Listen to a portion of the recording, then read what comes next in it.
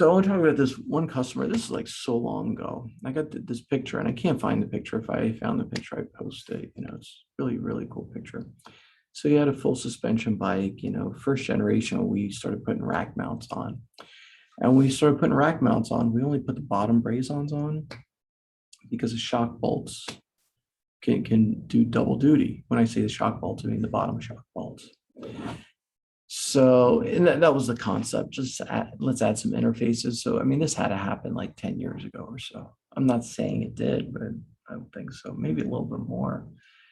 Might happen like 12 years ago, to be honest. Not sure, but I would say a decade, in the ballpark of a decade. So anyway, so we put these bottom braze-ons on, and people were like, "Hey, cool, I can put a rack on this full suspension bike for the first time. Thank you." I'm like, "Hey, cool, cool. No big deal." And then I get this picture from this one guy, and I look at the picture, I'm like, something is wild. I mean, it's a good looking bike, you know, and it's a good looking rack. And he has a good looking rack, the universal it's a universal, so it uses like double arms, which is normal. And the angle's good. It's no problem because you look at that too. You don't want like crazy angles. So I look at the angles. I'm like, yeah, angle's okay. It's not bad. Rack looks good. The bike looks great. And I'm just like, something's wrong. I mean, something is really, really wrong with this.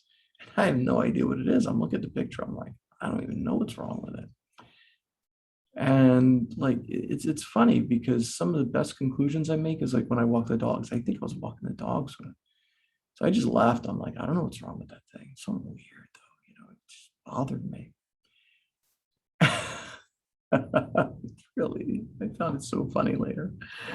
Um, anyway, so I'm just out, I think I was just walking the dogs when I figured it out. I'm like, oh my God, he connected the rack to top shock bolts. Essentially, he connected the front part of the frame, the front half of the frame, excuse me, to the rear half of the frame and circumvented the suspension. So essentially, every time the suspension once engaged, the rack would keep it from engaging. So essentially, this rack would be wobbling. I mean, I figure you'd have to break that rack. I mean, or something. How about this? The weakest point, the weakest link, whether it's the bolts, whether it's the arms, probably those arms, I would guess, but I'm not sure. Maybe the whole rack itself. I mean, it's just kind of weird. But eventually I realized, I'm like, this guy put the arms in the wrong spot. Can't do that. So I thought it was the coolest conundrum, like a little picture, which doesn't work. But somebody did it, you can't do it. So eventually when I figured out what the problem was, I emailed him. I think he was impressed. He was like, how did this guy know that from that? And it was weird. I just knew something was wrong. I had no idea what was wrong. And it really bothered me though.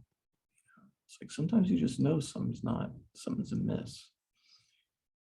And so that was the most interesting puzzle, I can say, that I've received, as far as, essentially what I got was a picture saying, hey, check out my bike. But really it was like, hey, Jan, what's the problem with my bike? And the funny thing is, the person sent me a picture didn't know there was a problem with his bike. And I didn't know there was a problem with the bike, but there was. And it was cool to diagnose it without even knowing you have a problem. And, it was just cool knowing that my intuition was there telling me, this is wrong. It's just wrong. I think if I see something like that again, I'd know instantly, but this was the first time. So, the first time was different. It's cool. All right, just a funny story. Thank you everybody for watching. See you.